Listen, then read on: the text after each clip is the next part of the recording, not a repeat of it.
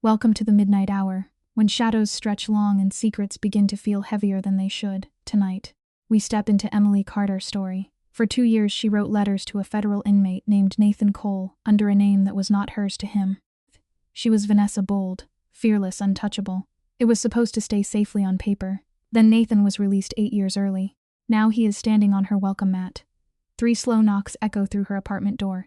Then his voice comes through, asking for Vanessa. Emily cannot move.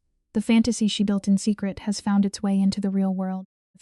Emily stands frozen in the blue glow of her laptop screen. The coffee mug slips from her hand and shatters across the kitchen floor. The page in front of her confirms what she already fears. Nathan Cole was released today, 8 years ahead of schedule. This man was once a ruthless mob enforcer. And somewhere in his possession are 61 handwritten letters, with her real return address on every envelope. Her throat tightens until she can barely breathe. She does not know what he wants. She does not know what he knows. All she knows is that the mistake she once called harmless is now standing outside her door. Think about how lonely she must have been to create Vanessa in the first place. It happened on a Thursday night when the silence in her apartment felt unbearable. Vanessa was reckless. Vanessa was brave. Vanessa could say things Emily never dared to say. But the fantasy did not stay cleanly separated from real life. The man who read those letters is breathing free air now, and he knows where she sleeps. Panic takes over. Emily slams her knee into the table and stumbles toward the closet. She throws random things into a travel bag, an old college sweater, mismatched socks, a dress she has not worn in years, no plan, no logic, just fear. She is falling apart, dropping the same sweater twice while her thoughts spin out of control. There is no clever escape route. Only a half-packed bag, and the sickening knowledge that she did this to herself. What started as a harmless prison pen pal program has turned into a living nightmare. Back then, it all felt safe. Nathan was supposed to be locked away for 12 years on racketeering charges, buried deep inside a world of Mafia grudges and old violence. Emily told herself he was just a broken man who might still deserve redemption. She wanted that to be true so badly that she ignored every warning she felt. The sad part is that Emily joined the program during the loneliest month of her life.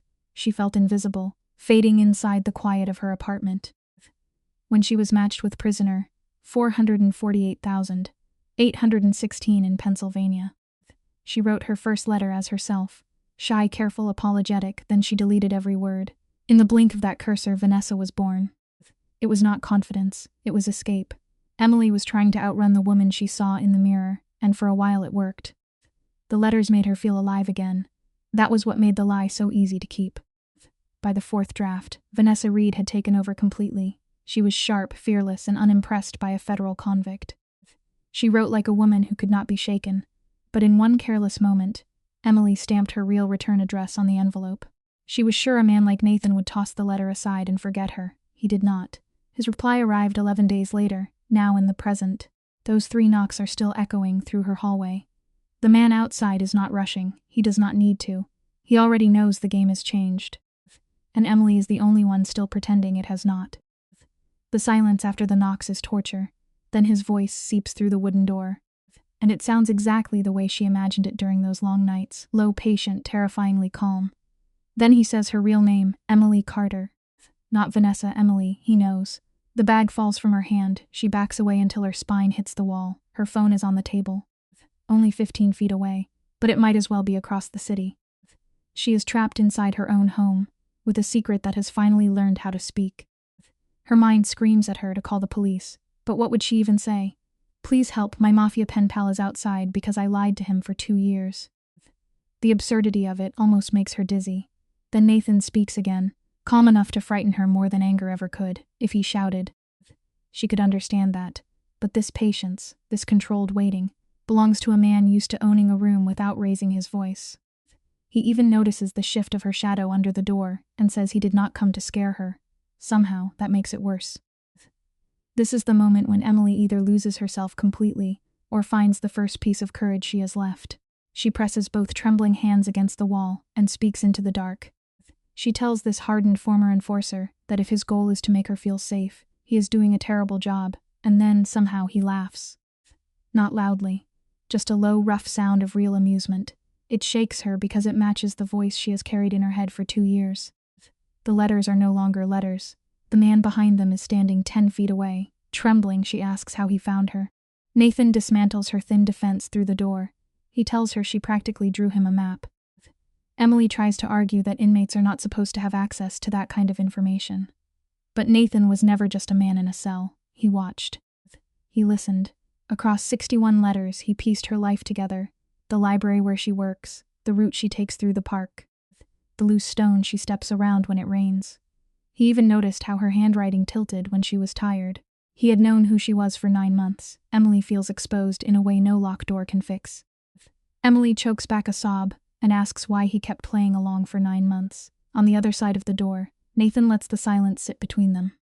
When he finally answers, his voice is softer. He says he did not want her to stop writing. That changes the shape of everything. When Emily begs him to leave, he does not force the door. He does not break the lock, he listens. But before he walks away, he leaves her a choice. The Grant Hotel, room 509. Come find him when she is ready to stop lying. Then his boots fade down the hallway, and the apartment feels even emptier than before. Her legs finally give out.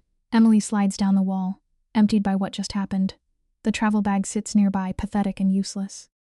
She stays on the floor for hours, haunted by the thought that this man had fallen for a woman she invented. For almost a year. He had cared about a ghost, and still, the idea of room 509 burns in her mind. Life, of course, does not pause for a crisis. The next morning the sun rises anyway, and Emily is behind the library desk forcing a smile. Her coworker Diane takes one look at her pale face and asks, bluntly, who beat her up. Diane becomes the quiet hero of this part of the story. She brings Emily coffee made exactly the way she likes it, without asking for an explanation. It is a small gesture, but it says she already knows something is wrong. Emily tries to act normal, stacking returned novels with stiff, mechanical hands. The act lasts 20 minutes. Diane corners her between the dusty shelves and gently asks if a man is tearing her apart.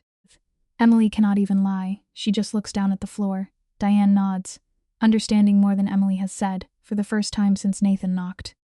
Emily does not feel completely alone. In the dusty history section, surrounded by books on the Ottoman Empire and the Civil War, Emily whispers the question she cannot stop asking herself. What if the man she has been writing to is terrible? Diane gives a dry little laugh and says complicated is always better than boring. But Emily knows complicated is too gentle a word, terrifying is closer. At 2:17 in the afternoon, her phone vibrates. An unknown number lights up the screen. Are you still at the library? Emily stares at the message while her heart hammers against her ribs. She does not have to ask who it is. Her fingers shake as she texts back, demanding to know how he got her number. His reply lands like a stone. He quotes one of her letters from 2 years ago, word for word, reminding her that she gave it to him for emergencies. She tells him she only knows the man on paper. For one long minute, the typing dots blink and taunt her. Then his answer appears. He says he only knows her fake self too, but after 8 months in a federal prison cell, he decided it was a start. Emily reads the message again and again, hating how much it hurts. From inside his cell, Nathan had seen through her invented backstory and found something real beneath it. Emily shoves the phone into her pocket and shelves 17 books without seeing a single title. 3 days pass. Her mind tells her to run. Her feet carry her to the Grant Hotel. In the slow elevator, she nearly turns back twice. 5th floor, room 509. She raises her fist and knocks. The door opens and there he is, 58 years old, silver-haired, with a stillness in his shoulders that cannot be faked. He looks older than her imagination, and somehow more real. Looking at his weathered face, Emily realizes he is exactly the man from the letters and nothing like she imagined. He watches her carefully. Then he says her name, Emily, not Vanessa. The truth lands heavily between them. She stammers that Vanessa was only a fake name.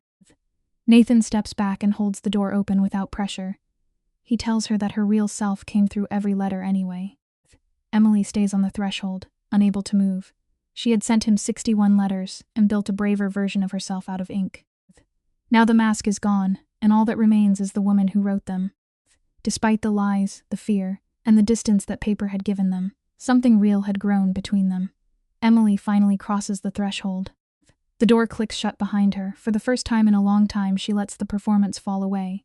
No fake name, no escape route, just Emily. Frightened and flawed and trying not to shake. But here is what she does not yet know, the calm. Gray-haired man in front of her is not some quiet white-collar criminal. She has no idea what his name once meant on the streets of 6 different states. And she has no idea that 3 dangerous men have already tracked her to this room, with one of them moving closer by the minute. Emily stands inside in her winter coat, hands trembling as she scans the space. Her eyes stop on a table with 2 coffee cups. One has been used. One is untouched and waiting. He made it because he hoped she would come. That detail hits harder than she expects. Nathan sits in the chair farthest from her, giving her every chance to leave if panic takes over. He says they can talk whether she sits or stands. Slowly, Emily sits, clutching her purse against her chest like armor. Nathan watches her with a stillness that unsettles her. Emily understands that he survived prison and monsters by becoming the calmest man in the room. She cannot decide whether he is a shelter or the most dangerous person in the building. His voice breaks the silence and invites her to ask whatever brought her there. She grips her bag and admits she does not know where to begin. He tells her to start with the question keeping her awake. So she looks him in the eye and asks exactly what he did to earn 12 years in federal prison. Nathan does not look offended. He looks almost relieved. The room sinks into silence. Nathan does not flinch. He holds her gaze with tired eyes that have seen too much. He notes that she must have looked up his record. Emily admits she found the racketeering charges and tried to rationalize them before realizing she was making excuses for a criminal. He pauses for a long moment, not like a liar searching for cover, but like a man deciding how much ugliness the truth requires. Then he leans forward and tells her he ran operations for the syndicate. He moved money, he moved shipments, he kept the machine running. He was not the face of it, he was the invisible hand. He explains that his job was to move illegal goods, without drawing police attention. He says he never pulled the trigger. But he is not asking her to mistake that for innocence. Then the air in the room changes. His bosses were not small-time criminals. They were the kind of men who made problems disappear. Emily's mouth goes dry. She asks how bad it really is. Nathan meets her eyes and says the word that changes everything. He cooperated. He gave evidence to the federal government and cut 8 years off his sentence. Criminals are dangerous enough. Criminals who believe you betrayed them are worse. Emily has not taken a sip of coffee. Her mind is moving too fast. She asks if dangerous men are hunting him. Nathan nods. A professional crew wants him dead. He says he would not let her get pulled into his world without knowing the target on his back. The honesty brings both relief and terror. When she asks why he is telling her, his answer is simple. Because she showed up. If she had stayed away, she would have been safer. But she knocked, and he will not let her walk into a war blind. Emily looks at the door, then back at him. Emily sits in the dim room and lets the reality settle. She says most men would have hidden a past like that. Nathan answers that most men did not spend 2 years reading letters from a woman who treated honesty like something sacred. She leaves an hour later with her coffee still untouched. But the heart is not always sensible. She comes back the next day and the day after that. Soon it becomes a strange routine before her library shifts. 45 minutes in a hotel room with a former mob enforcer who actually listens. He notices when she is cold and slides the warmer cup toward her without making a show of it. He asks what she is good at. No one ever asks Emily that. On their 3rd morning, she admits she is excellent at research. Give her a small clue in a database, and she can follow a trail anywhere. People think she only organizes books. But she knows how to find buried things. Nathan leans back, his eyes sharpening, and says that kind of skill would have been useful in his old line of work, before she can panic. He smiles and tells her not to get ideas because he is retired. Emily raises an eyebrow and tells him he is not retired. He simply moved from one danger to another. Nathan goes quiet, then gives her a small nod. No dodging, no excuse. Just the truth left plainly on the table. Emily has spent years around men who change the subject the moment a conversation becomes honest. Nathan does not. He lets the discomfort sit there with them. By the 5th day, they step outside the safety of the hotel. They go to a cafe on Clement Street because 14 months earlier, Emily wrote 4 annoyed pages about its terrible scones. Nathan remembered. Walking beside him in daylight feels unreal, like a ghost from paper has become solid beside her. There is a strange kind of magic in seeing someone you knew only through letters become flesh and blood beside you. The safety of paper is gone. Everything is exposed. Nathan orders black coffee without sugar or hesitation, and the barista seems drawn to his old-world gravity, nervous and unsure. Emily orders the dry scone she already knows she hates. Nathan looks at the sad pastry and calls it a disaster. Emily laughs before she can stop herself. For 1 second, he looks younger. Then he quietly pushes his untouched toast toward her, as if feeding her was the most natural thing in the world. Emily looks down at the crumbling scone and admits she is still trying to fix the broken parts of herself. Right there, over the worst pastry on Clement Street, something shifts between them. This is no longer the safe romance of ink and distance. It is awkward, messy, and real. Two damaged people sit across a small table and realize the bond they built in the dark may be even stronger in the light. It is beautiful, and it scares her. Emily says she has no idea how to be in a real relationship. Nathan looks at his coffee, then admits he has forgotten how to be normal with anyone. Nathan says quietly that this date is far from normal.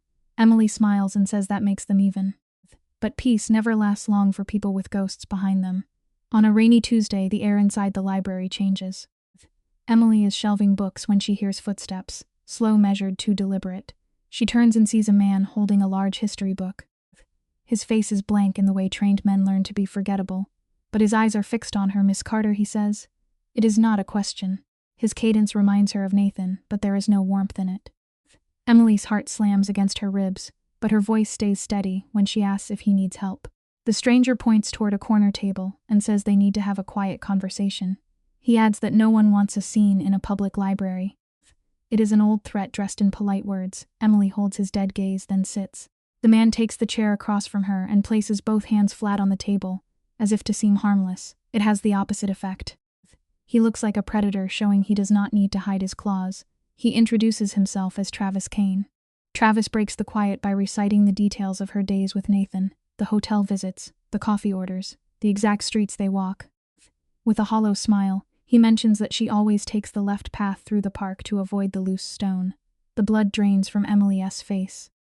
Nathan noticed that same detail. In one awful instant, she understands that both men have been watching her, from opposite sides of the dark.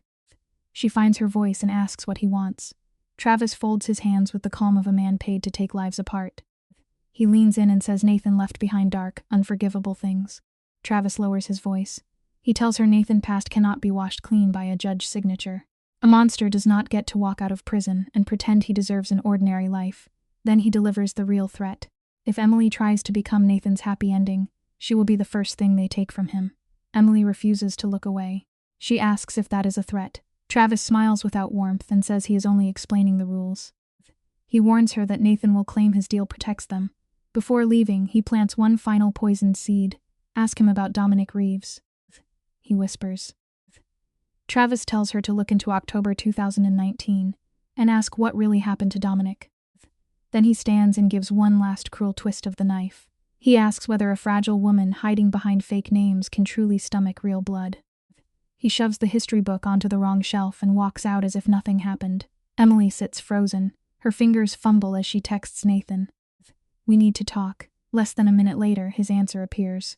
He already knows she was approached. He has been waiting for this trap to close. Emily feels the floor tilt beneath her. She grabs a stack of books and shelves them frantically, just to hide how badly her hands are shaking. Emily types back, demanding to know who Travis really is. Nathan's reply is grim. "Come to the hotel tonight, and I will tell you everything." The rest of her shift passes in a blur. Travis' words repeating in her mind like a blade being sharpened hours later. She pushes into Nathan's dim room. He stands by the window, staring out at the city lights, his jaw set in a hard line. He looks like a man who has carried a burden for years, and always knew the day would come when it demanded payment. Emily does not waste time. She says the name Dominic Reeves into the room. Emily tells him Travis was the one who gave her the name. Nathan sets his cup down with painful control. Of course Travis would use that, he says into the shadows. Emily stands her ground and asks for the whole story. The room goes painfully still. Nathan has his usual discipline. But sorrow leaks through the cracks. It is not fear in his eyes.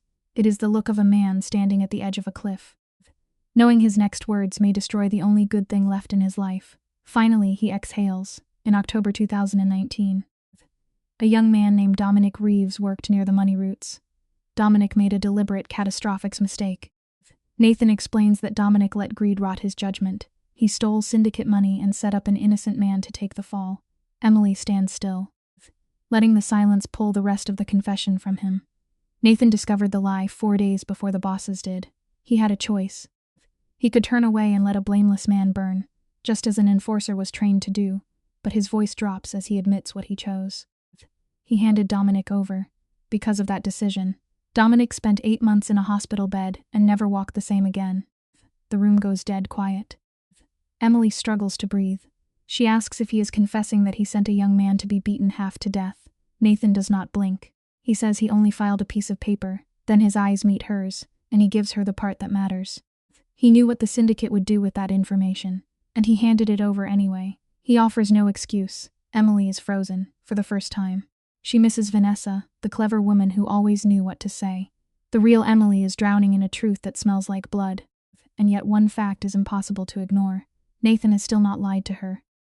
This is where the last mask begins to crack. Emily has found the truth she came looking for, and it is uglier than she hoped. Sitting across from this scarred man, she asks the question that matters most. If he was so loyal, why did he finally turn on his own people? Nathan does not look away. Exhaustion roughens his voice as he gives her the missing piece. It was always about Marcus. Marcus was 22, his own son, and he made a small financial mistake with the worst possible boss. Nathan, the feared enforcer, arrived too late to save him. For the first time, Emily sees his hand tremble before he hides it. The silence in that room feels almost physical. Nathan stands with his jaw locked and makes the confession plain. He did not cooperate to save himself. He went to federal prosecutors ready to serve 12 hard years, if it meant destroying the syndicate he had helped run. The weight of that lands so hard that Emily drops into a chair. He burned his underworld kingdom to the ground. Then Nathan gives her the colder truth. Travis Kane is circling her library, because the past never really stays buried. Emily looks at him and realizes she is not just listening to a confession. She is standing at the edge of a war. There is a cold, quiet strength in Nathan as he leans forward. He tells Emily he needs to hear from the real her now, not from Vanessa. Then he gives her one final exit. If she wants to leave, he will make sure Travis Kane never looks her way again. She can return to the library, to her quiet routines, and pretend this nightmare never touched her. He means it, even broken and hunted. He still has enough weight in that old world to make dangerous men listen. Emily feels the choice settle over her. Walking away would be safer. That is what makes staying so frightening. But Emily knows she is already inside this. Travis had mapped her daily routes before Nathan ever warned her. She has been a target since the first letter left her hand, with her real return address stamped on it. So instead of running, she holds his gaze and asks the question she has been afraid to ask. Did he write to her for 8 months, because he cared about the imaginary Vanessa, or because he saw Emily underneath? Nathan looks at her for a long moment, his expression unreadable. Then he answers with 2 words, always Emily. It cuts through her harder than any threat. Emily tells him she is not walking away, but outside in the cold, a dark sedan idles near the Grant Hotel. Travis Kane sits in shadow. Watching the windows of room 509, he lifts his phone and whispers, "She is staying, move it up inside." Unaware that the noose is tightening, Emily sits with Nathan until 2 in the morning, holding a cup of coffee that has long gone cold. She should have run. She knows that. But looking at Nathan across the dim room, she also knows that running would not erase what has already begun. The city keeps moving around them, unaware that the trap has already been set. With killers closing in, you might expect panic. Instead, they sit in the dim room and talk about broken families. Emily tells him how her mother has always treated her existence like an inconvenience to manage. Nathan listens, no tough advice, no performance. No attempt to fix her, just listening. She admits Vanessa was born on the 4th draft of that first letter. Nathan smiles faintly. He says he knew she was lying from one line she wrote about silence. That is when the truth lands. Chosen silence and forced silence are not the same. Nathan knew a sheltered librarian had never lived inside the kind of isolation she was trying to describe. Emily walks home at 2:15 in the morning, cutting through the empty park without once looking over her shoulder. We can almost feel the mistake before it happens, the next morning. She opens her door to get the paper and finds an unmarked envelope on the welcome mat. Hand-delivered while she slept, she tears it open, and the blood drains from her face. It is one of her own letters from 14 months earlier. One she believed was safely hidden in Nathan's possession. Across her handwriting, 4 words are slashed in thick red marker. The message is short enough to be cruel. The red message bleeds across the page. Vanessa was brave. Run. Cold sweat breaks over Emily's skin. She throws the deadbolt and calls Nathan with shaking fingers. He answers on the 2nd ring. He has clearly been awake, waiting for the sky to fall. She stammers through the details, and Nathan shifts immediately into tactical focus. Lock everything, he tells her. He says he will be there in 8 minutes and arrives in 6. Emily keeps the chain on until she confirms his face, then pulls him inside. She says the nightmare out loud. Travis has access to her private mail. Nathan does not waste time reacting. His mind is already working. Travis must have a corrupt contact buried somewhere inside the protection system. Nathan sets the letter on the table as if it might explode. Then he explains the purpose of the threat. Travis wants Emily to run because fear makes people predictable. A terrified person is easier to steer. Nathan looks at her and asks if she is scared. Emily looks right back. Her voice shakes, but it does not break. Yes, she says, but I am not running. Nathan reaches for her hand, stops himself, then lets his fingers rest beside hers instead. That is when Nathan understands he can no longer keep his world at a safe distance from hers. The gentler approach is over. He pulls out a burner phone and says he needs to call Grace Turner. She is the federal agent who built his cooperation deal and kept him alive while dirty cops and old enemies circled. Emily is stunned. How does he casually have a federal agent's private number? Nathan looks at her with eyes that have lived too long in danger and says he has several. But he tries not to use them. He dials, then waits in silence while Emily watches the letter curl slightly on the table. Emily stares at her own elegant handwriting, now scarred by red ink telling her to run. She wrote those words 14 months ago. Back when the Mafia felt like something safely contained in films and headlines. Now her quiet life has cracked open.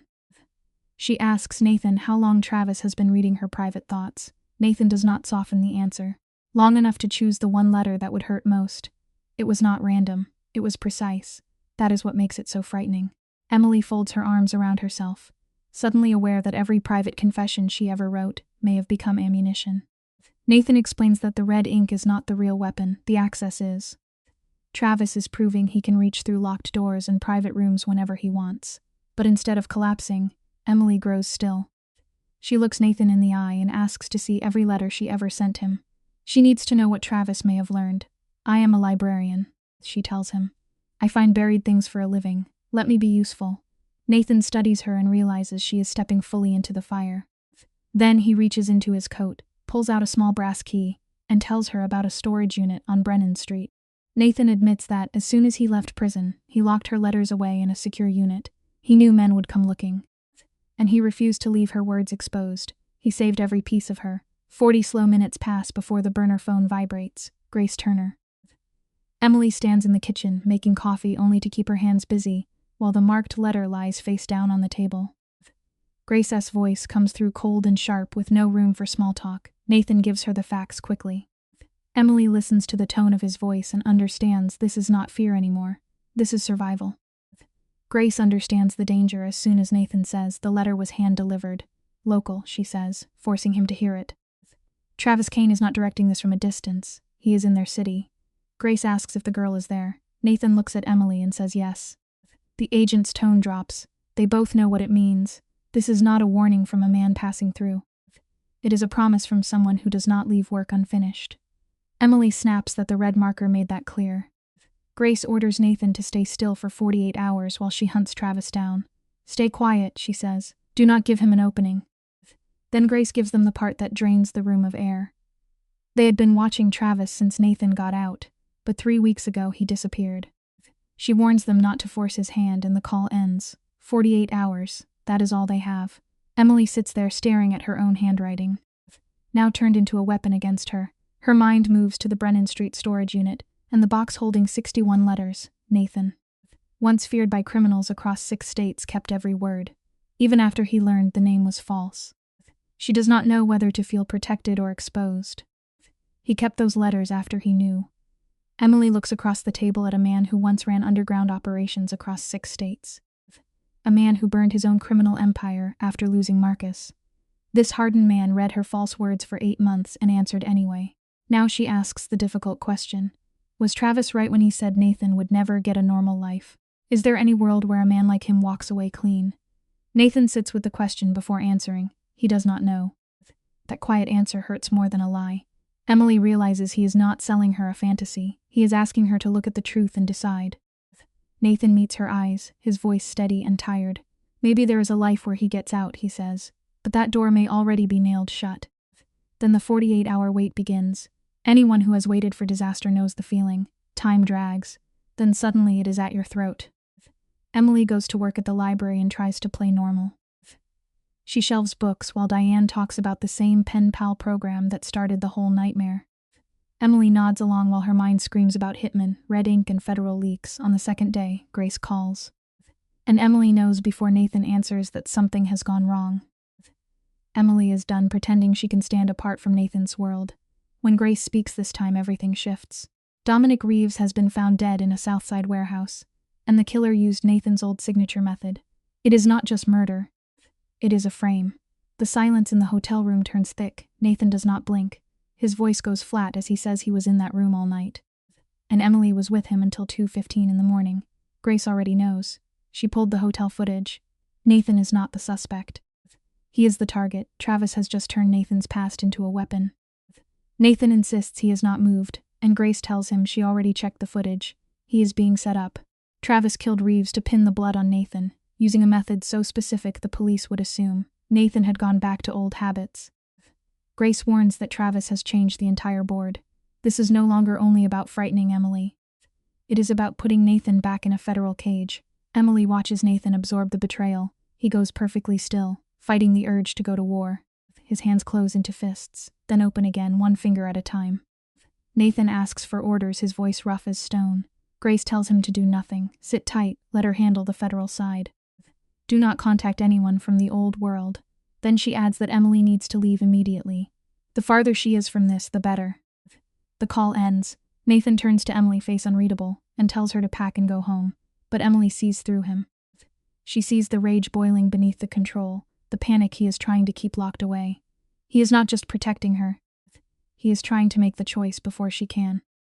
Emily refuses. She tells him exactly what he is doing, trying to protect her by making the decision for her. The same way he once made choices around Marcus. The name lands hard. Nathan flinches before his face turns cold again. Emily keeps going. He made tragic choices for Marcus without all the facts, and now he is doing the same thing to her. Nathan fires back, his voice full of pain. He says he has all the facts he needs. A man is dead and a former ally is using the corpse to bury him. Emily's eyes burn. But she does not look away. This time she will not be sent out of her own story. Nathan's control begins to crack. He insists that going home is the only way she survives. Emily answers with the reality he does not want to face. Travis already knows her routine. He went through her mail. He threatened her at work. Sending her away does not remove the target. It leaves her alone with it. She tells him she will not hide like a helpless victim. Nathan looks at her, and something in his tired eyes softens. Her courage reaches him because it is not Vanessa speaking now, it is Emily. Finally, he gives a small nod. The decision is made. And both of them understand the cost. Emily sits at the table and reaches for her phone before she fully knows what she is doing. Her researcher's mind has caught a loose thread, and she has to pull. Travis had access to Nathan's private mail. He knew Emily's routine. He knew about Dominic Reeves. He knew exactly how to turn one dead man into a trap. Then Emily remembers a tiny detail from one of Nathan's letters. Written 16 months earlier, a detail she had nearly forgotten during all those quiet nights alone. It was nothing dramatic at the time. Just a company name half buried in a story about old money. The old letter mentioned a logistics company, the syndicate once used to move dirty money.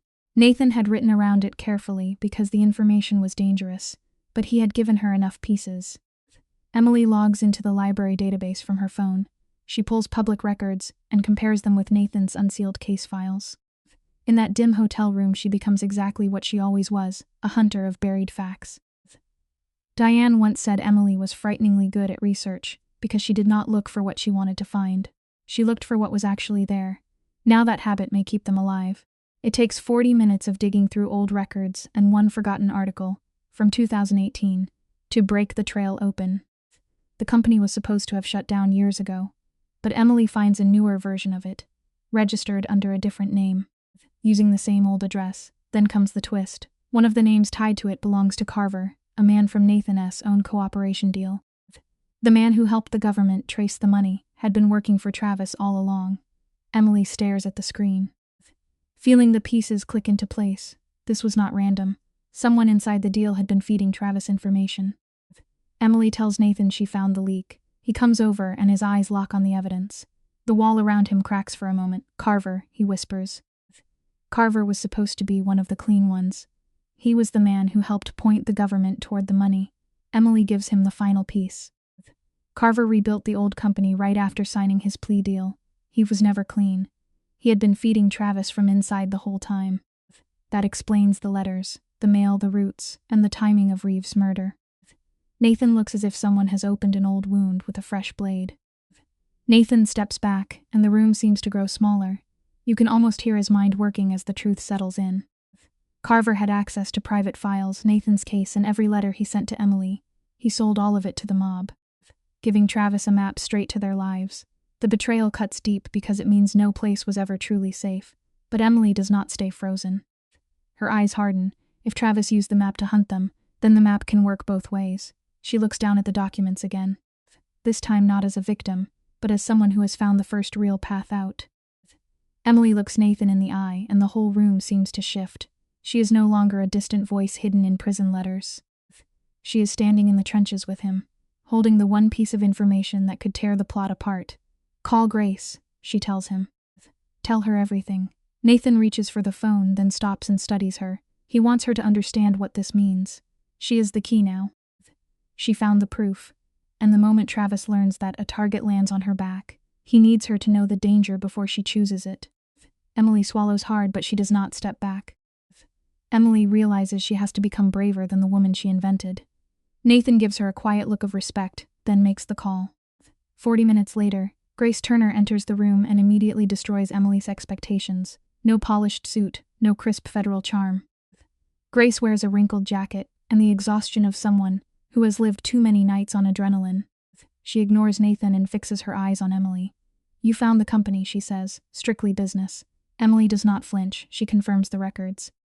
Grace looks at her again, this time more carefully, as if recalculating who this quiet librarian really is. Emily lays out the facts without stumbling. The same address, the same old money route, and Carver's name tied to both. Grace drops into a chair and takes the phone. She reads everything twice. Her jaw tightens in a way that says more than anger ever could. Nathan asks how long Carver has been playing them. Grace exhales and admits she does not know. If Carver was with Travis from the beginning, then he may have leaked more than one file. The whole case may have cracks running through it. Emily keeps her hands folded in her lap, but inside. Her thoughts are already moving to the next question.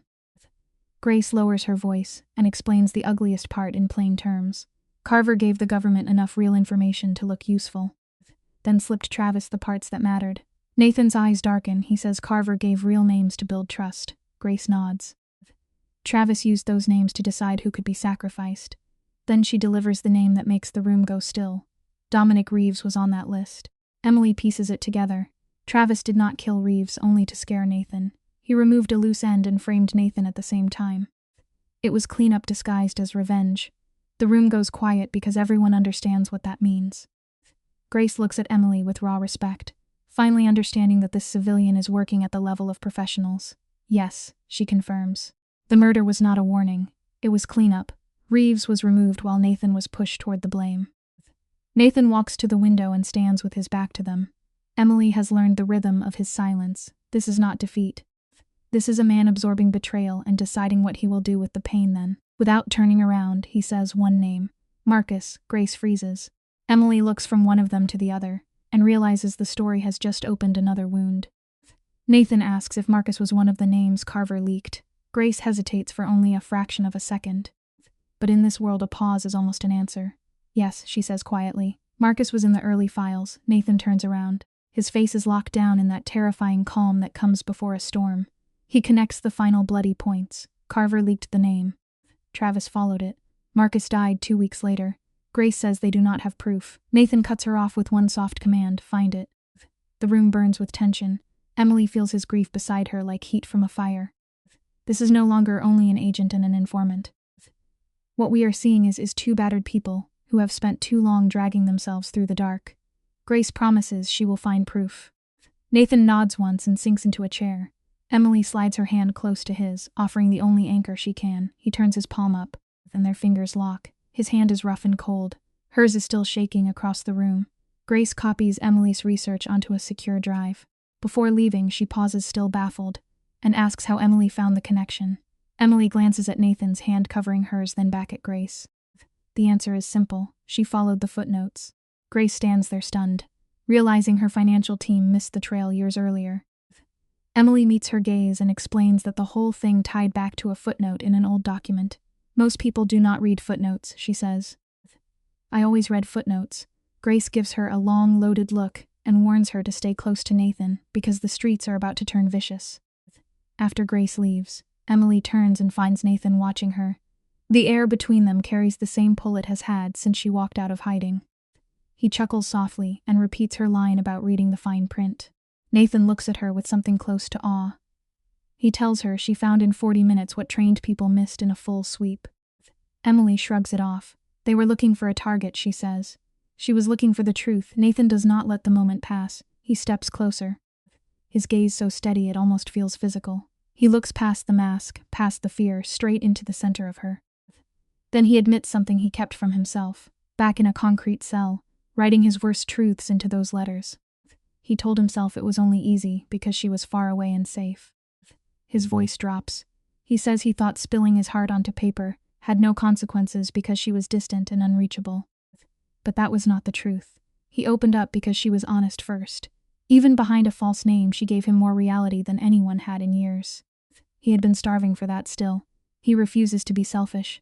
He puts every ugly fact on the table. He is older. He is tied to federal nightmares. He is being hunted by a ruthless boss. And when they move against Carver, the streets may answer with blood. He says it gently. But he makes sure she hears every word. Nathan looks straight at her. If this war begins, he says, she has to be fully in it. No more roles, no more pretending. Does she truly want this dangerous, chaotic life? Emily thinks of the lonely woman who joined a pen pal program just to feel alive.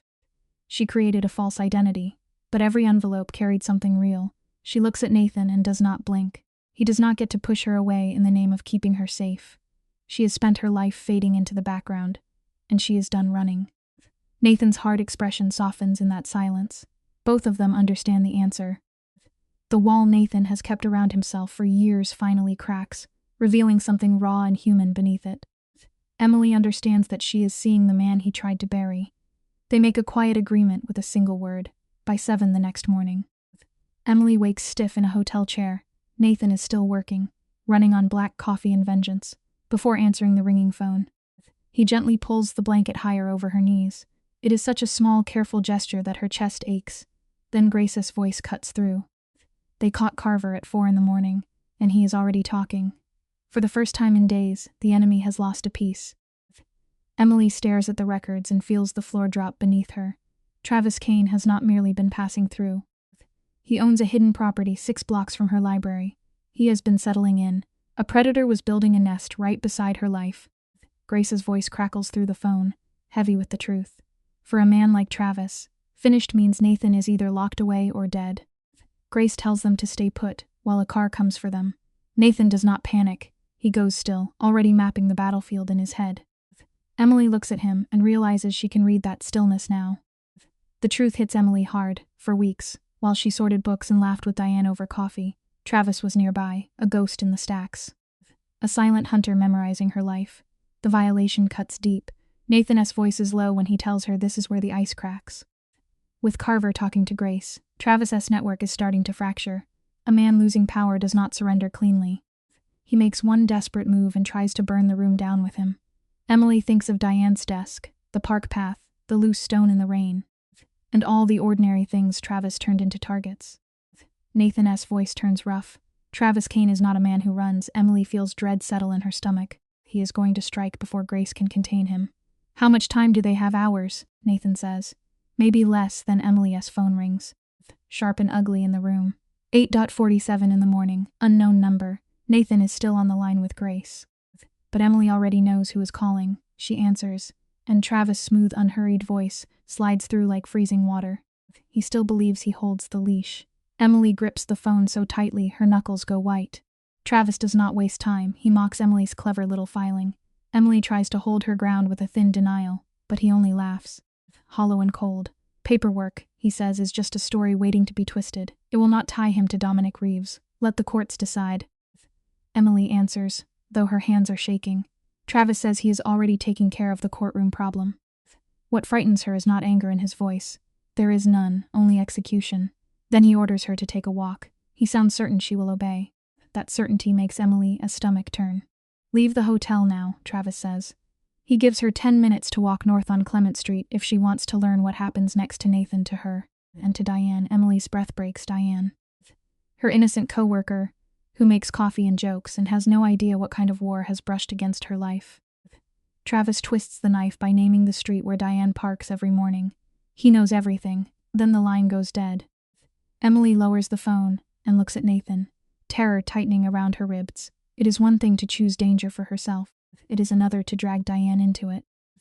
Diane had no part in this. Emily's mind splinters. She thinks of fictional danger, where reckless choices hurt imaginary people and consequences can be turned with a page. But this is real.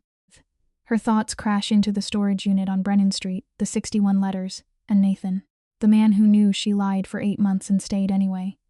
Panicked, she reaches for him, her fingers closing around his arm.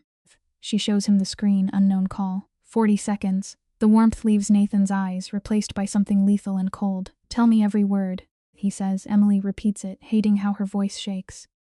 Emily repeats everything Travis said. When she says Diana's name, Nathan's jaw tightens. Fury moves under his skin like a trapped animal. He tells Grace that Travis is using a civilian to pull Emily outside. Grace says a car will reach Clement Street in 7 minutes. Travis gave Emily 10. Nathan looks at her, voice like iron. You are not going. Emily fights back tears. If she stays, Travis may kill Diane. If she goes, he may destroy her. There is no clean choice, but Diane is her responsibility, Emily says. She was the one who brought this danger into Diana's life, whether she meant to or not. This is where the room turns sharp. Nathan barks orders to Grace. Get a team to the library now. Get Diane out. The tension is almost unbearable. 4 minutes, Nathan says, eyes locked on Emily. Diane will be safe in 4, but Emily's mind is already seeing the next problem.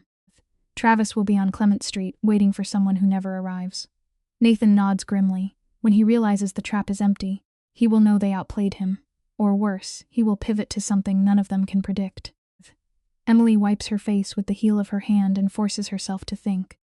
The unknown presses down on them then. Emily's phone buzzes. A text from the dark, smart girl, 10 second. Later a photo loads and her heart stops. It shows Unit 14 at the Brennan Street storage facility. The steel door stands open.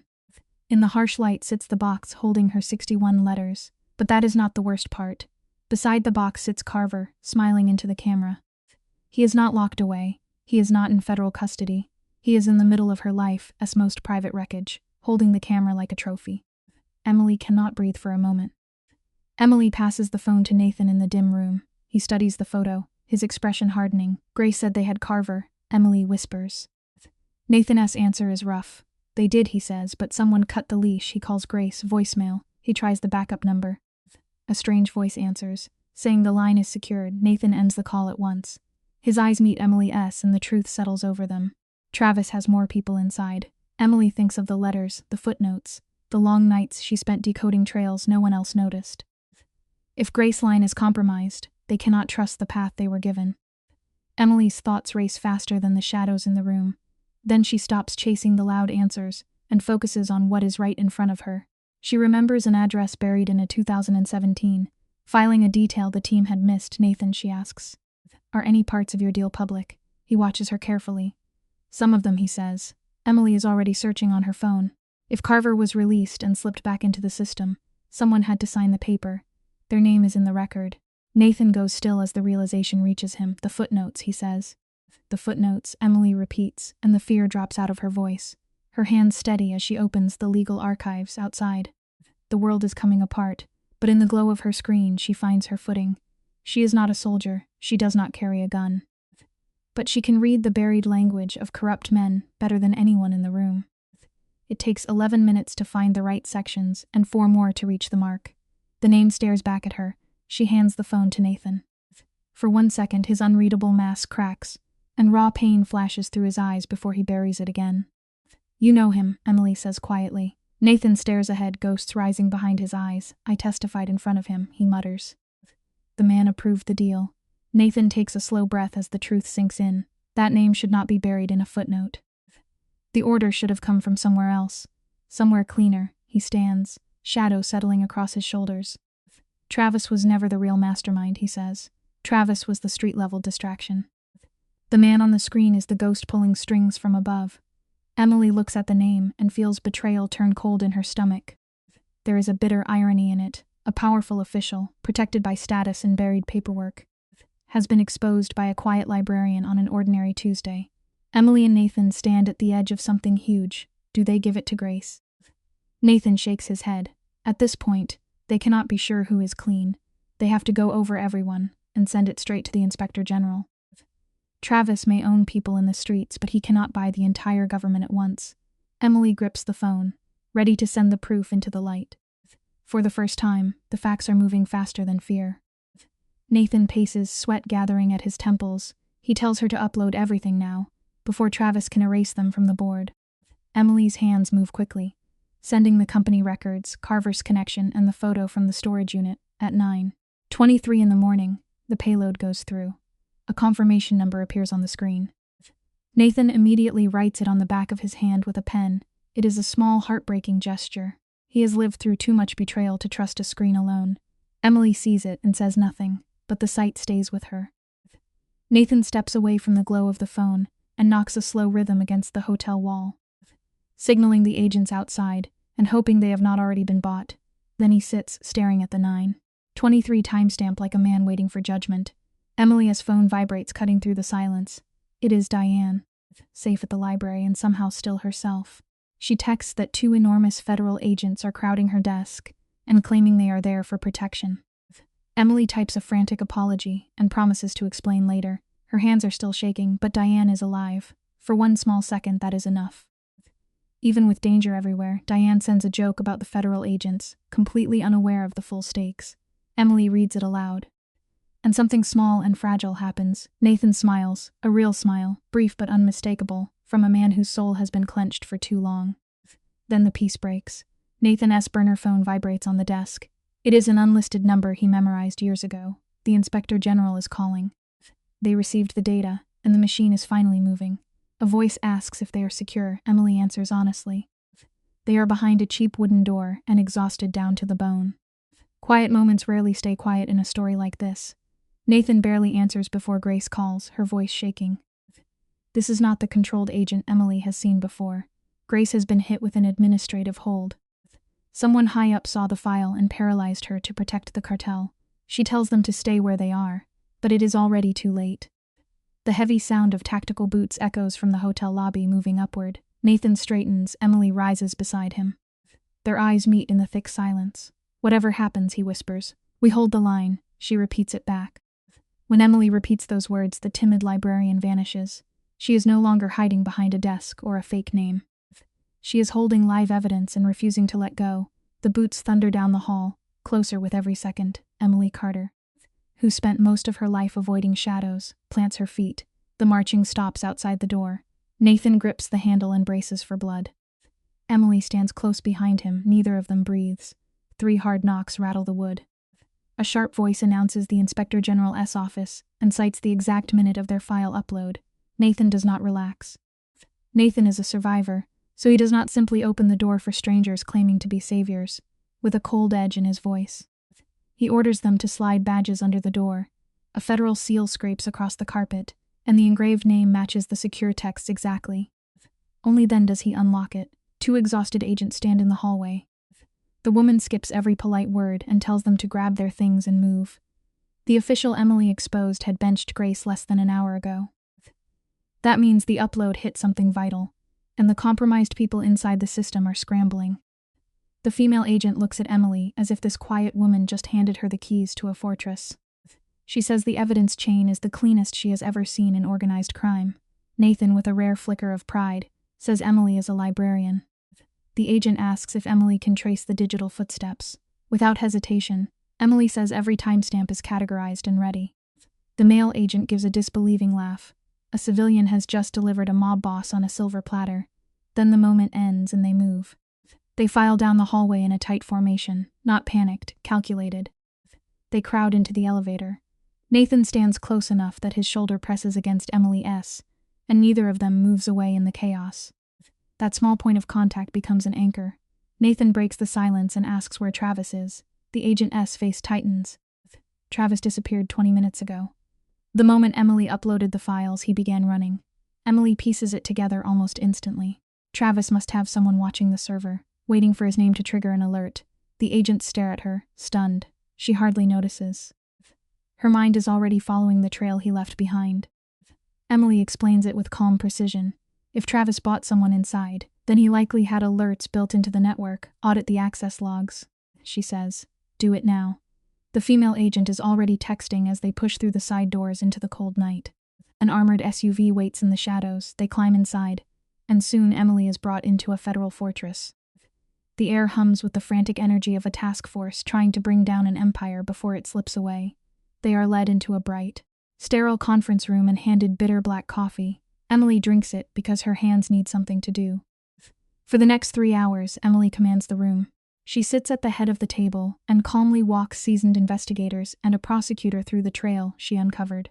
The old company, the reused address, Carver's connection, the route leading from Travis to the people protecting him. Her phone stays in her hand, full of timestamps and notes. She explains a criminal network the same way she would explain a library archive, patiently, clearly. One shelf at a time, piece by piece, the truth takes shape in front of them. Nathan sits beside her, silent and watchful, letting her take the room without interruption. Then Nathan takes the floor and gives them every shadow he still carries.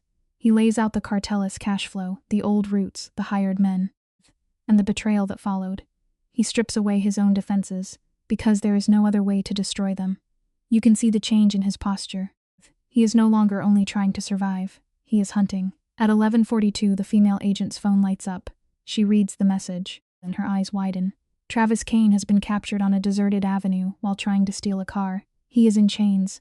The room falls silent, but no one celebrates yet.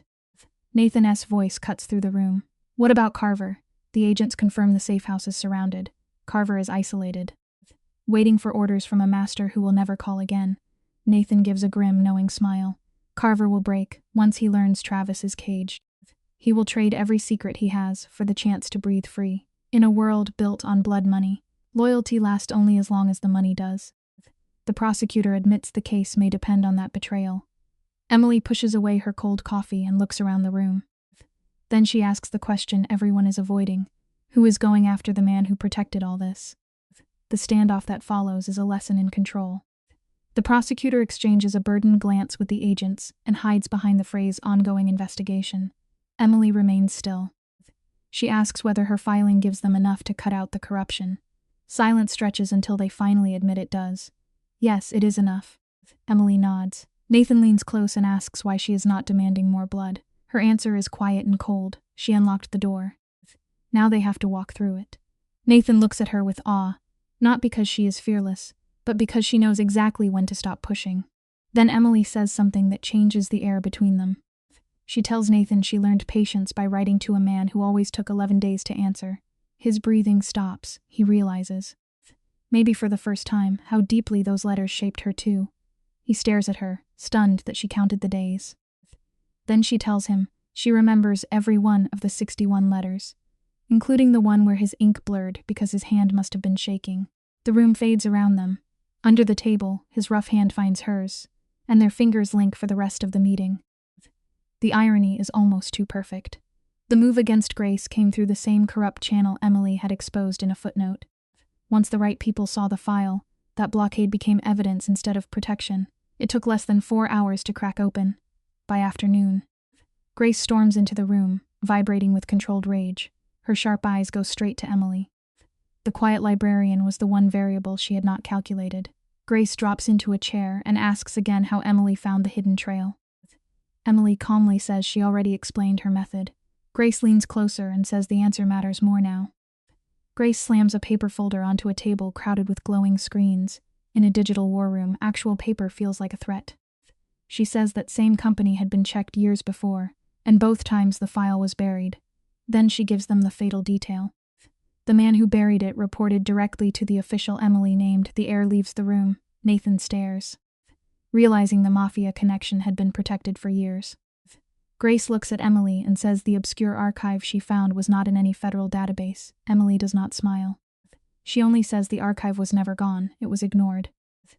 Grace explains that no federal analyst would have wandered into those forgotten records.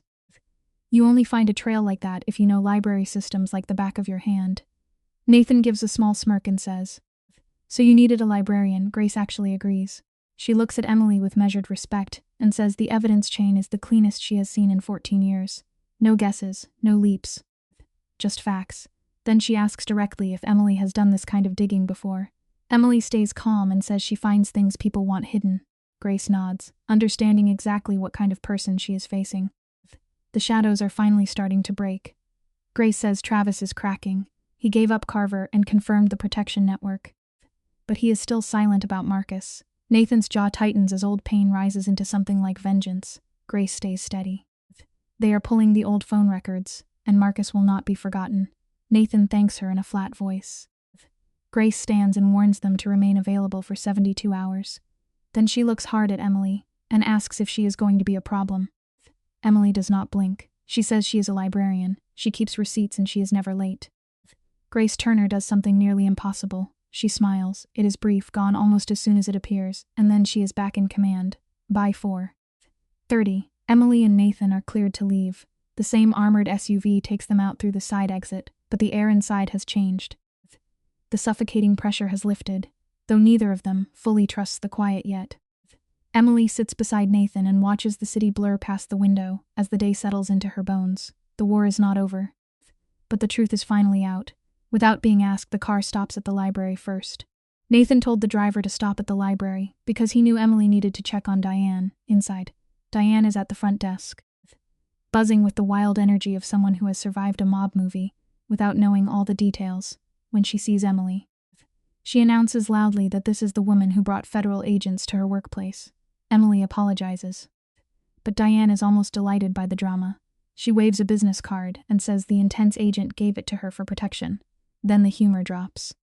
Diane looks at Emily with fierce concern and asks if she is really okay. Emily exhales and says yes, though the word still feels new. Because it is Diane, Emily lets the tough exterior slip. She admits it has been a very long day. Diane gives her a grounding touch, and then brings up the beginning of all this. That innocent pen pal flyer from months ago. She looks Emily straight in the eye and asks if this man is worth all the danger. Emily thinks through everything at once. 61 letters.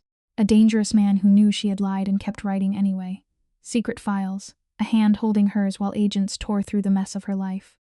Emily smiles softly and says yes. Diane studies her face, then nods like she already knew. Diane tells Emily to go sleep and demands the full story by Thursday. 6 weeks later, justice finally comes down hard, though not as neatly as anyone wants. Travis is charged with murder and witness tampering. The powerful man Emily exposed is suspended, and the investigation reopens 3 cold cases. Carver breaks 2, trading secrets to save himself. The corrupt network is ripped open from the inside. It is not clean, and it is not fast, but it is real. Men who once seemed untouchable now have to answer questions under bright lights, with their own records turned against them. Carver's confession becomes the final nail. He proves that Travis ordered Marcus' murder in 2019. The tragedy cuts deep. Travis used the same system Nathan once helped run to destroy Nathan's own bloodline. Grace delivers the truth with Emily standing beside him. Nathan does not break down. He is too hardened for that, but Emily sees something inside him finally give way. It is the guilt of a man who spent years blaming himself for something he could not have stopped. The trauma does not vanish, but it changes shape. For the first time, it has a name outside Nathan's own shame. They step onto the street in silence. Nathan stops and looks up at the night sky, breathing like a man waking from a 6-year nightmare. His voice is thick when he says Marcus was only 22. Emily softly tells him she knows he has carried that guilt for 6 years. Nathan looks at her with his walls down and admits the pain never really goes away. Emily meets his eyes and says the pain stays. But now it has a name, and that changes things. Then she quotes his own letter back to him. Naming your demon is the first step to surviving it. Nathan is stunned silent. Nathan says softly that he wrote that line to Vanessa. Emily answers that Vanessa was only her attempt to be stronger. And he knew who she was beneath the mask anyway. He looks at her with an intensity she will later spend weeks trying to describe. Eventually she finds the phrase. Being completely seen, he sees the lies, the flaws, the fear, and he still chooses her. He says he knows. She takes his arm 1 year later. Emily stands in her local library before a packed room gathered for her writing class. No more hiding. No fake names, just a quiet kind of peace, fragile but real.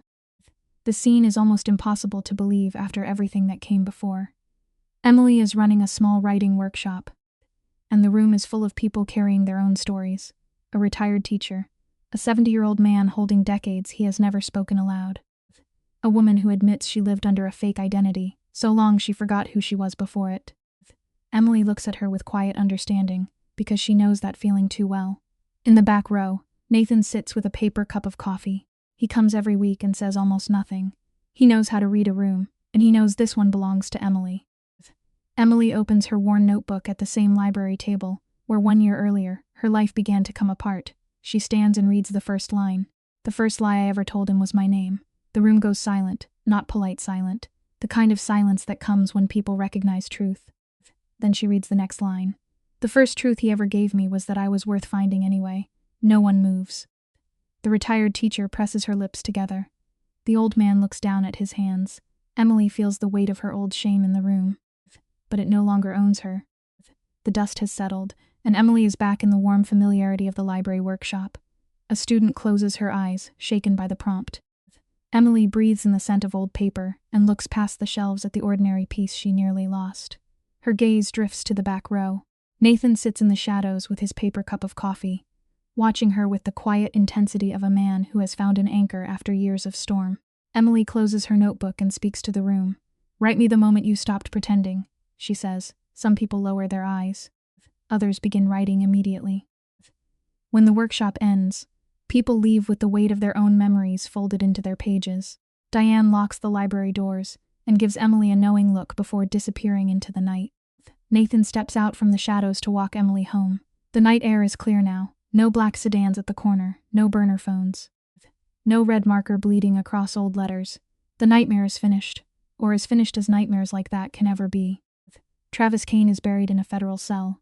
The corrupt official is gone. Carver has vanished into witness protection. Emily still checks the street sometimes, but not every night. The mind has a strange sense of irony. Carver spent his life collecting other people as secrets, and now he has become one. Sealed away in a new identity. Emily walks through the park and takes the left path out of habit. At her apartment, she turns the key and goes inside. She pauses, almost looking over her shoulder, then chooses not to. Nathan notices. You did not check the lock twice, he says. She shrugs. Once was enough. Then she leaves the door open for him inside. The dead plants have been replaced by 2 thriving ones. It is a small thing, but Nathan notices that too. One of the plants grows so fiercely, it almost seems personal, reaching toward the light like it has something to prove. Beside the bookcase hangs a framed letter, not a family photo, not some polished symbol of a perfect life. It is the first letter Nathan ever sent her. 11 days after she sent Vanessa into the dark and expected nothing to come back. His handwriting is sharp and controlled. You sound like someone who understands what it means to feel like a ghost. I have waited a long time for someone who understands that. She framed it 6 months ago. It was not poetry, it was recognition. She did not frame the letter to fill an empty wall. She framed it because it was the match struck in the dark. It was the moment their web of lies became something painfully real. It was the foundation that survived when the fake names burned away and their true selves collided. Nathan sees the frame every time he visits, and every time he looks at it without speaking. Some men do not need to say everything twice. He sits on the couch, at ease in a way that once seemed impossible. Across the room, Emily makes coffee. Real coffee, not the bitter safehouse kind. She sits across from the man who was never supposed to become home. They sit in a silence that feels lived in, the kind only 2 people earn after walking through fire together and learning each other's breathing. Nathan breaks it first, the woman tonight, he says. The one who said she forgot what truth sounded like. Emily looks at him. What about her? Nathan says she looked like Emily did a year ago, that first night at the hotel. Emily lets the memory pass through her. She did, she admits. He asks if Emily told her that. No, Emily says. She does not need my story. She needs her own. That is the point. Nathan nods, accepting the answer without trying to improve it. Nathan has noticed what Emily has become. He tells her she is good at this, giving people permission to be themselves. She opens the space, waits, and lets them walk in. Then he says she did that for him in the letters before he understood what was happening. Emily grips her mug. Outside, the city hums, unaware of the history sitting in this room. I did it as Vanessa, she says, still reaching for the old ghost. Nathan corrects her gently. No, you did it as yourself. Vanessa was the door you used. There is a difference between the door and the person who walks through it. Emily looks down into her coffee and lets that settle. Emily looks across the table at Nathan Cole, 58 years old, carrying the stillness of a man who has survived betrayal, prison, and grief. He destroyed his own criminal empire because Marcus deserved better than the life that swallowed him. It cost Nathan power, safety, and almost everything else, but he paid anyway. He read Emily's letters for 8 months, knowing they were built on a lie. And he kept answering because the truth inside them mattered. He saved all 61 letters in the dark. Emily feels herself grounded fully in the present. "I am not Vanessa," she says. "It is not an apology now. It is a fact." "I know," Nathan says, his voice rough and low. "I have always known." Emily nods. "Good." She reaches across the table and straightens the frame holding that first letter. It is the gesture of a woman who no longer wants her history hidden. She leaves her hand resting on the wood, and Nathan's scarred hand covers it. The apartment falls still. Outside, the city keeps turning, unaware of the old vendettas that have finally been laid to rest in this quiet room. By the window, the plants take in the fading light, both alive, one thriving with almost stubborn force. Emily Carter spent her life feeling like a ghost, disappearing whenever the world asked her to. She still has nights when fear wakes her, but she no longer wakes alone. One of the strongest lessons in this story is that every choice has consequences. Emily's decision to write under a false name seems small at first. It is just a lonely woman inventing a braver identity. But over time, that lie becomes complicated, emotional, and dangerous. When Nathan is released, Emily must face the reality that a decision made in private can still affect real lives. Nathan's past also reflects this lesson. He was once part of a criminal world and made choices that caused harm, even though he later cooperated with federal authorities and tried to change. His past does not simply disappear. People like Travis Kane still use that past against him. This teaches an important moral truth. Change is possible, but accountability is still necessary. The story does not present Nathan as purely good or purely bad. Instead, it shows him as a man who has done wrong, understood the damage, and chosen to confront it. This is a mature and educational message. Growth does not mean pretending our mistakes never happened. It means naming them clearly, accepting responsibility, and choosing a better path even when the past continues to follow us. Emily also learns that bravery is not about avoiding consequences. It is about facing them with open eyes. She could run away, deny everything, or return to silence. Instead, she chooses truth. She admits who she is, asks hard questions, and refuses to remain passive. For a YouTube audience, this lesson is very valuable. Many people want a fresh start, but a real fresh start requires honesty. We cannot build a meaningful future on denial. Emily and Nathan end story shows that redemption is not a single moment. It is a long process of truth, responsibility, and difficult choices. The message is clear. Mistakes do not have to define us forever, but only if we are brave enough to face what they have caused.